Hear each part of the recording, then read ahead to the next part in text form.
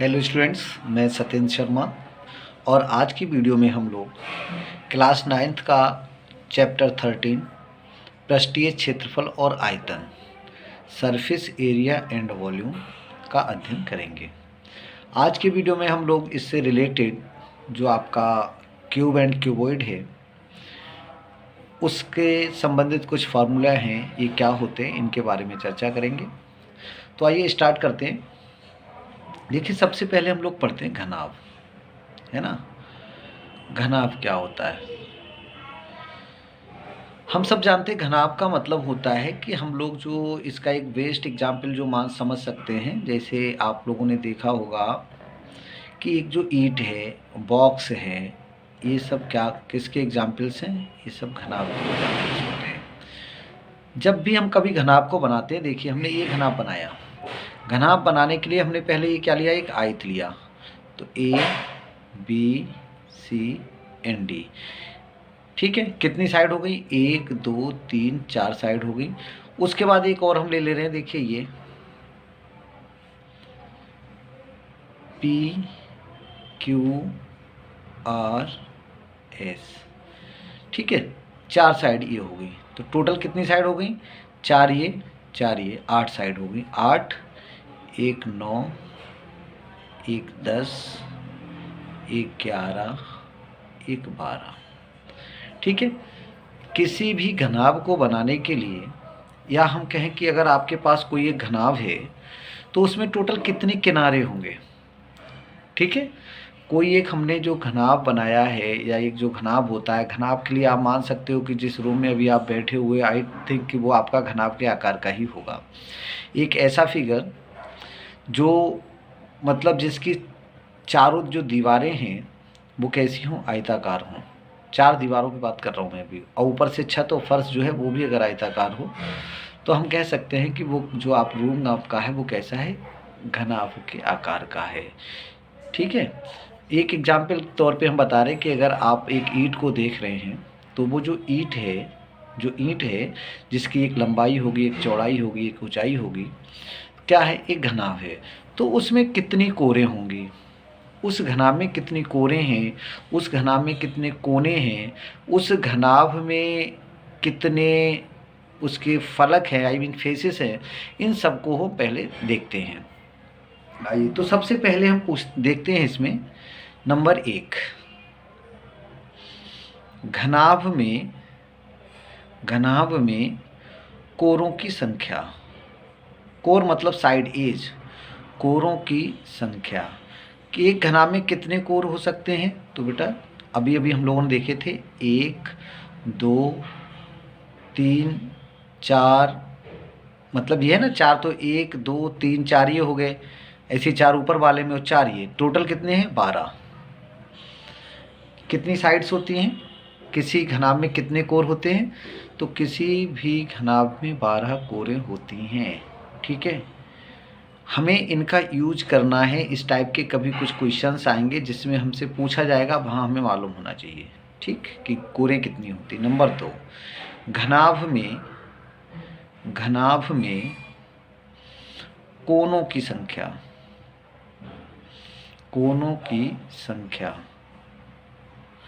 ठीक है। तो यहाँ कितने कोने से मतलब हमारा ये लेटर्स, ये है ना, देखो ये कोना बन रहा है यहाँ पे। तो ABCD PQR कितने टोटल? 8 है। या आप जिस रूम में अभी बैठे हुए हो देखेंगे तो फर्स्ट साइड उसमें 4 कोने बन रहे होंगे और छत साइड उसके 4 कोने बन रहे होंगे। तो किसी भी घनाभ में कोनों की संख्या कितनी हो सकती है, मतलब कितनी होती है? तो कोनों की संख्या 8 होती है, ठीक है। उसके बाद पूछा जा रहा है, अगला देखते हैं इसमें नंबर 3, घनाभ में फलकों की संख्या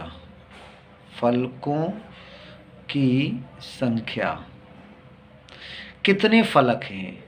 तो घनाभ मतलब वही एक रूम जिसमें आप अभी बैठे हुए हो, तो उसमें 4 तो दीवारें हो गई, ठीक है, 4 दीवारें हो गई, और एक छत और एक नीचे फर्श, है ना। तो टोटल कितने हो गए?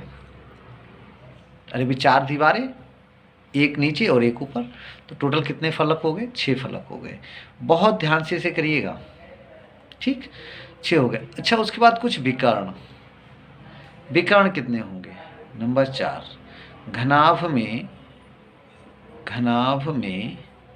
विकर्णों की संख्या,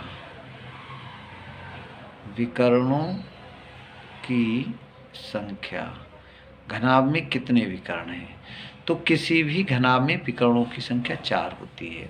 अब आप पूछेंगे ये 4 विकर्ण मीन्स क्या है?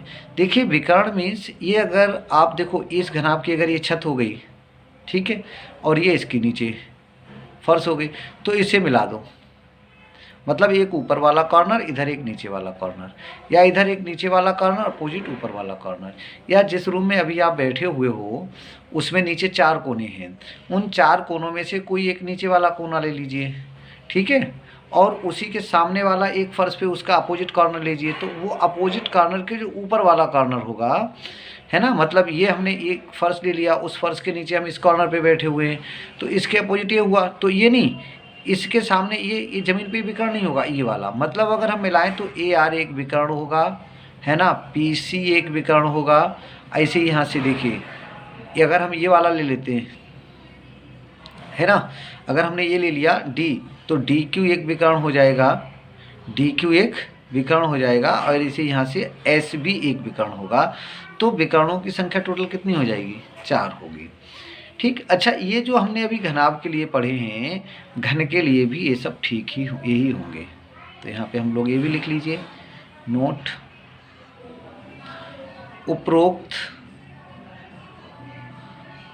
उपरोक्त संख्या घन में भी घनाभ के समान ही होती है,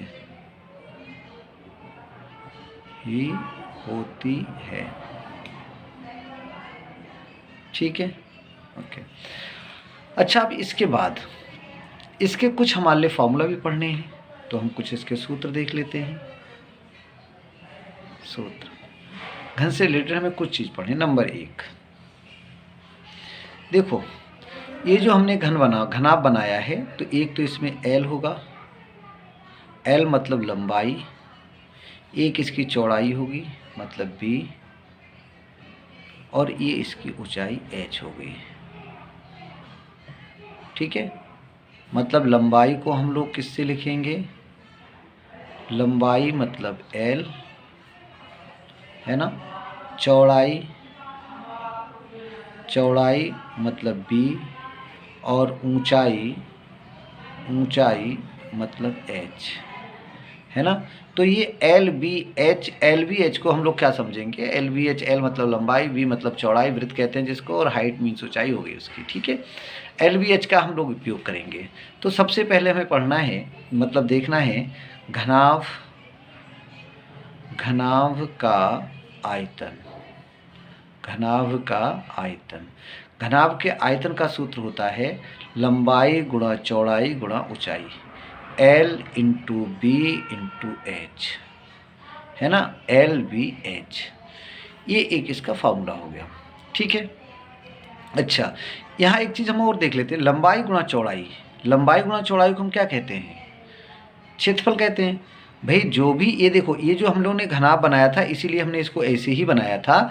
घनाभ के जो सतह बनी होती वो आयताकार होती, सभी जो जितने भी फलक हैं सब कैसे होंगे? घनाभ के आयताकार होंगे। हमने एक नीचे वाला फलक ये ले लिया है, ये देखो ये कैसा है? आयताकार है।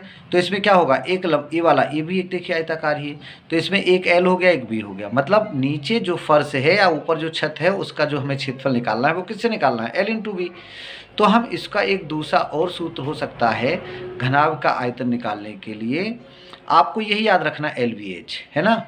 क्या होगा? LBH। लेकिन इसे हम ये भी लिख सकते हैं आधार का क्षेत्रफल गुणा ऊंचाई, आधार का क्षेत्रफल, है ना, आधार का क्षेत्रफल गुणा ऊंचाई। इसे याद रखना, कभी कभी यूज करेंगे, आधार का क्षेत्रफल गुणा ऊंचाई।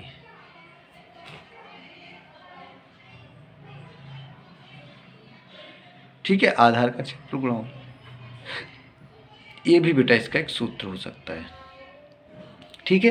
तो किसी भी घनाभ का जो आयतन होता है वो क्या होता है, LBH, लंबाई गुणा चौड़ाई गुणा ऊंचाई, और या हम उसे क्या कह सकते हैं, आधार का क्षेत्रफल गुणा ऊंचाई, क्योंकि लंबाई गुणा चौड़ाई को हम लोग क्या बोलते हैं, क्षेत्रफल बोलते हैं। ठीक है, एक चीज़। दूसरा क्या है, नंबर 2, 2 में हम लिखते हैं घनाभ का पार्श्व पृष्ठीय क्षेत्रफल। घनाभ का पार्श्व पृष्ठीय क्षेत्रफल है ना, पार्श्व पृष्ठीय क्षेत्रफल मतलब लैटरल सरफेस एरिया। तो पार्श्व पृष्ठीय क्षेत्रफल के लिए बेटा इसका सूत्र होता है 2L + B × H, 2L + B × H। ठीक है। अच्छा, ये क्या होता है, तो जैसे इसका हमने सूत्र लिखा आधार का क्षेत्रफल गुणा ऊंचाई, क्या लिखा, आधार का क्षेत्रफल गुणा ऊंचाई। इसी तरह से देखो, अगर यहाँ पे समझो, यहाँ बताता हूँ मैं, अगर ये कोई एक आयत है, अगर इसका हमारे क्षेत्रफल निकालना है, अगर इसका हमें क्षेत्रफल निकालना है तो ये L है, ये B है, और इसका क्षेत्रफल हो जाता है L × B। लेकिन अगर मैं इसका परिमाप निकालूं, परिमाप क्या होता है, दोनों भुजा मतलब चारों साइडों का योग। आयत है तो दोनों अपोजिट, ये भी L होगा, ये भी B होगा। तो इसका अगर जो आप परिमाप निकालोगे, इसका परिमाप कितना होगा, इसका परिमाप होगा 2L, देखिए L L मिला के 2L, and B + B means 2B। तो इसका जो पेरीमीटर या परिमाप हो गया वो क्या हो गया, 2L + B, एंड हम क्या करें, 2 के लिए हम ले लेते हैं कॉमन, तो क्या बचेगा, L + B। ठीक है। तो अगर हम ये माने कि ये हमारा क्या हो गया, ये हमारा परिमाप हो गया, और यहाँ अगर हम क्षेत्रफल निकाले थे तो क्या हो गया था, LB हो गया था। क्या हुआ था, LB। ठीक, हम इन्हीं दोनों का यूज करेंगे जब हम इसके क्षेत्रफल के लिए इसकी ऊंचाई से गुणा कर देंगे। जब हम किसी आयताकार फलक, मतलब जो भी आपका घनाभ है जिसका बेस कैसा होगा, आयताकार होगा, अगर हम उसके क्षेत्रफल को उसकी ऊंचाई से गुणा कर देंगे तो हमें उसका आयतन मिलेगा। ठीक है, तो LBH, और अगर हम उसके परिमाप को H से गुणा कर दें तो हमें उसका पार्श्व पृष्ठ मिलेगा। ठीक है, तो वही हम लोगों ने यहाँ लिख रखा है, देखिए 2L + B × H। अब इसको हम लोग क्या कहते हैं, अभी अभी बोला तुम्हें, इसे हम लिख सकते हैं आधार का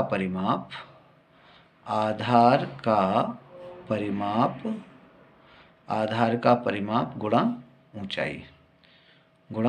ऊंचाई। ठीक है, ये क्या हो गया, हमें ये आपका पास, अब होता क्या है, पार्श्व पृष्ठीय क्षेत्रफल है ना, ये लेटरल सरफेस एरिया होता है। ये होता क्या है, तो हम जिस रूम में बैठे हुए हैं उसकी केवल और केवल चारों दीवारों का जो क्षेत्रफल है, आपसे ये पूछा जा सकता है घनाभ का मतलब कोई घनाभ के आकार का कोई रूम है, उसकी चारों दीवारों का क्षेत्रफल निकालिए।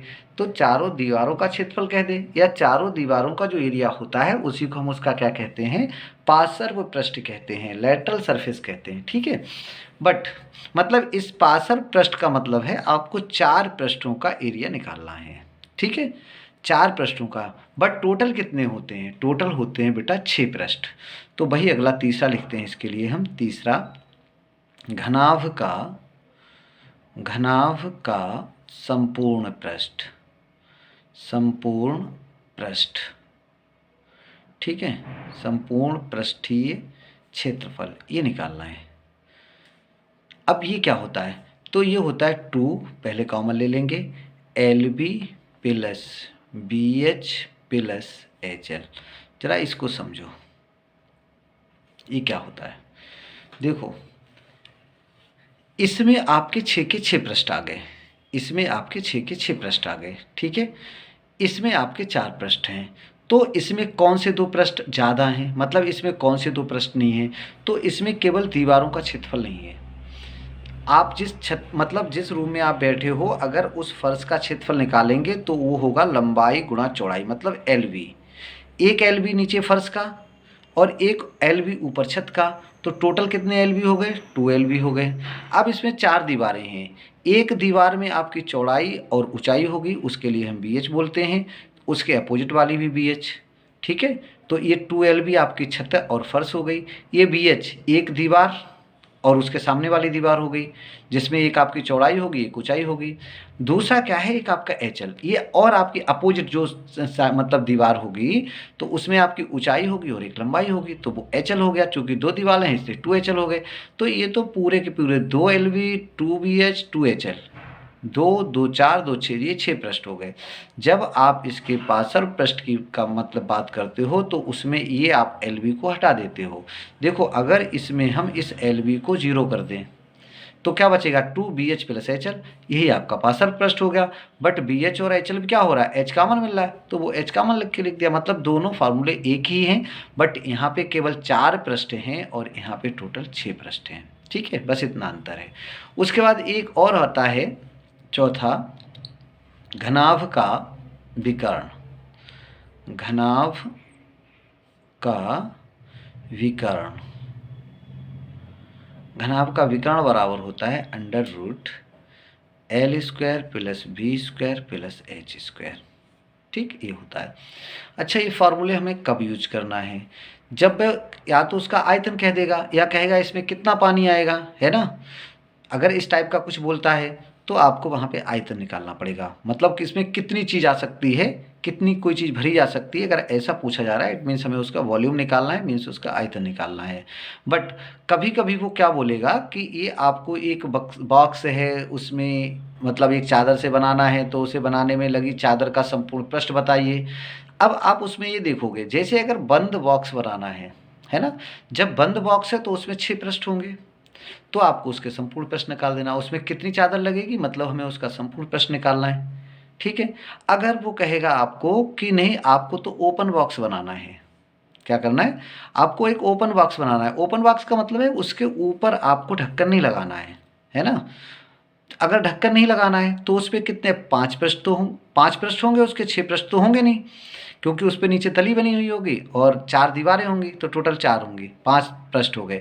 अब 5 पृष्ठ निकालने के लिए हमने कोई फार्मूला पढ़ा नहीं, हमने फार्मूले या तो 4 पृष्ठ का पढ़ा है, तो या तो आप उसके 4 पृष्ठ का मतलब उसका लेटरल सरफेस निकालो, मीन्स उसका पार्श्व पृष्ठ निकाल लेंगे 2L + B × H, या तो हम ये निकाल दें। फिर उसमें जो तली लगी होगी LB होगा तो हम LB उसमें अलग से ऐड कर दें, या उसका एक तरीका होगा कि हम उसका संपूर्ण प्रश्न निकाल लें। लेकिन संपूर्ण प्रश्न निकालेंगे तो उसके ऊपर टॉप पे ढक्कन तो है ही नहीं, तो इससे हम एक LB को माइनस कर देंगे। इसलिए हम आपसे कहते हैं कि इस वीडियो को एक बार और आप देख लीजिए, मतलब पीछे जाके हमारे लिए कितने पृष्ठ होते हैं इनकी जानकारी होनी ही चाहिए। ठीक है। लेटरल सरफेस की बात करता है, मतलब जब वो पार्श्व पृष्ठ की बात करता है तो केवल 4 पृष्ठों की बात करता है, जिसमें केवल 4 दीवारें होती हैं। और जब संपूर्ण पृष्ठ की बात करता है तो उसमें 4 दीवारों के साथ साथ एक बॉटम मतलब नीचे तली और एक ऊपर टॉप, ये 2 पृष्ठ उसमें और ऐड हो जाते हैं। अच्छा, घनाभ के विकर्ण का क्या मतलब है। घनाभ का विकर्ण कभी कभी आपसे पूछ लेगा कि एक रूम है जिसकी लंबाई इतनी है, चौड़ाई इतनी है, ऊंचाई इतनी है, बताइए उसमें अधिकतम कितनी लंबाई की कोई छड़ को रखा जा सकता है। तो किसी भी घनाभ में जो सबसे बड़ी छड़ रखी जा सकती है वो उसका विकर्ण होता है। तो इस कंडीशन में आपको उस घनाभ का विकर्ण निकालना होगा। ठीक है। इसी तरह से हम लोग क्या करते हैं, अगला घन को पढ़ेंगे। अब घन के लिए एग्जाम्पल क्या हो सकता है, तो जो हम लोग लूडो खेलते समय जो जिस डाइस का पासे का यूज़ करते हैं, जिसकी लंबाई चौड़ाई ऊंचाई तीनों बराबर हो जाएं, तो इस प्रकार की ये जो आकृति बनती है इसे हम क्या कह देते हैं कि ये आपका क्या है, एक घन है।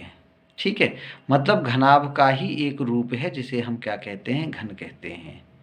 एक ऐसा घनाभ जिसकी लंबाई चौड़ाई ऊंचाई तीनों क्या हों, बराबर हों।